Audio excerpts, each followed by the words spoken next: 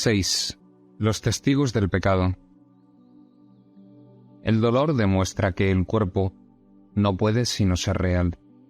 Es una voz estridente y ensordecedora, cuyos alaridos tratan de ahogar lo que el Espíritu Santo dice e impedir que sus palabras lleguen hasta tu conciencia. El dolor exige atención, quitándosela así al Espíritu Santo y centrándola en sí mismo. Su propósito es el mismo que el del placer, pues ambos son medios de otorgar realidad al cuerpo. Lo que comparte un mismo propósito es lo mismo. Esto es lo que estipula la ley que rige todo propósito, el cual une dentro de sí a todos aquellos que lo comparten. El placer y el dolor son igualmente ilusorios, ya que su propósito es inalcanzable. Por lo tanto, son medios que no llevan a ninguna parte, pues su objetivo no tiene sentido, y comparten la falta de sentido de que adolece su propósito. El pecado oscila entre el dolor y el placer, y de nuevo al dolor, pues cualquiera de esos testigos es el mismo y solo tienen un mensaje. Te encuentras dentro de este cuerpo y se te puede hacer daño. También puedes tener placer, pero el costo de este es el dolor. A estos testigos se unen muchos más. Cada uno de ellos parece diferente porque tiene un nombre distinto y así parece responder a un sonido diferente. A excepción de esto, los testigos del pecado son todos iguales. Llámale dolor al placer y dolerá. Llámale placer al dolor y no sentirás el dolor que se oculta tras el placer. Los testigos del pecado no hacen sino cambiar de un término al otro, según uno de ellos ocupa el primer plano y el otro retrocede al segundo. Es irrelevante, no obstante, cuál de ellos tenga primacía en cualquier momento dado. Los testigos del pecado solo oyen la llamada de la muerte.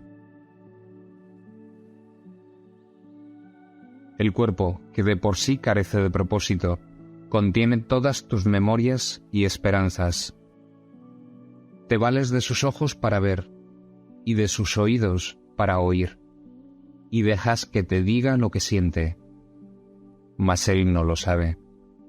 Cuando invocas los testigos de su realidad, te repiten únicamente los términos que les proporcionaste para que él los usara. No puedes elegir cuál de entre ellos es real, pues cualquiera que elijas es igual que los demás. Lo único que puedes hacer es decidir llamarlo por un nombre o por otro, pero eso es todo. No puedes hacer que un testigo sea verdadero, solo porque lo llames con el nombre de la verdad. La verdad se encuentra en él si lo que representa es la verdad. De lo contrario, miente, aunque lo invoques con el santo nombre de Dios mismo. El testigo de Dios no ve testigos contra el cuerpo.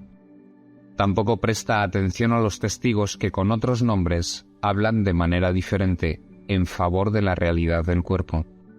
Él sabe que no es real, pues nada podría contener lo que tú crees que el cuerpo contiene dentro de sí. El cuerpo no puede decirle a una parte de Dios cómo debe sentirse o cuál es su función. El Espíritu Santo, sin embargo, no puede sino amar aquello que tú tienes en gran estima. Y por cada testigo de la muerte del cuerpo, Él te envía un testigo de la vida que tienes en aquel que no conoce la muerte. Cada milagro que Él trae es un testigo de la irrealidad del cuerpo.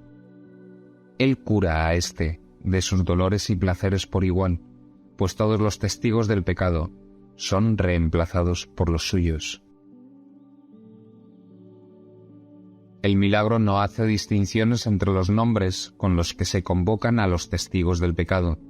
Demuestra simplemente que lo que ellos representan no tiene efectos, y puede demostrar esto porque sus propios efectos han venido a sustituirlos. Sea cual sea el término que hayas utilizado para referirte a tu sufrimiento, este ya no existe. Aquel que es portador del milagro percibe que todos ellos son uno y lo mismo, y los llama miedo. De la misma manera en que el miedo es el testigo de la muerte, El milagro es el testigo de la vida. Es un testigo que nadie puede refutar, pues los efectos que trae consigo son los de la vida. Gracias a él, los moribundos se recuperan, los muertos resucitan y todo dolor desaparece. Un milagro, no obstante, no habla en nombre propio, sino solo en nombre de lo que representa. El amor a sí mismo tiene símbolos en el mundo del pecado. El milagro perdona porque representa lo que yace más allá del perdón, lo cual es verdad. Cuán absurdo y demente es pensar que un milagro pueda estar limitado por las mismas leyes que vino exclusivamente a abolir. Las leyes del pecado tienen diferentes testigos, y cada uno de ellos tiene diferentes puntos fuertes, y estos testigos dan testimonio de diferentes clases de sufrimiento. No obstante, para aquel que envía los milagros a fin de bendecir el mundo, una leve punzada de dolor, un pequeño placer mundano o la agonía de la muerte no son sino el mismo estribillo. Una petición de curación, una llamada de socorro en un mundo de sufrimiento. De esa similitud es de lo que el milagro da testimonio. Esta similitud es lo que prueba. Las leyes que consideraban que todas esas cosas eran diferentes son abolidas, lo cual demuestra su impotencia. El propósito del milagro es lograr esto, y Dios mismo ha garantizado el poder de los milagros por razón de lo que atestiguan. Sé pues un testigo del milagro y no de las leyes del pecado. No hay necesidad de que sigas sufriendo, pero sí de que sanes, ya que el sufrimiento y la angustia del mundo han hecho que éste sea sordo a su propia necesidad de salvación y liberación. La resurrección del mundo aguarda hasta que sanes y seas feliz, para que puedas demostrar que el mundo ha sanado. El instante santo sustituirá todo pecado solo con que lleves sus efectos contigo, y nadie elegirá sufrir más. ¿Qué mejor función que esta podrías servir? Sana para que así puedas sanar, y evítate el sufrimiento que conllevan las leyes del pecado, y la verdad te será revelada por haber elegido que los símbolos del amor ocupen el lugar del pecado.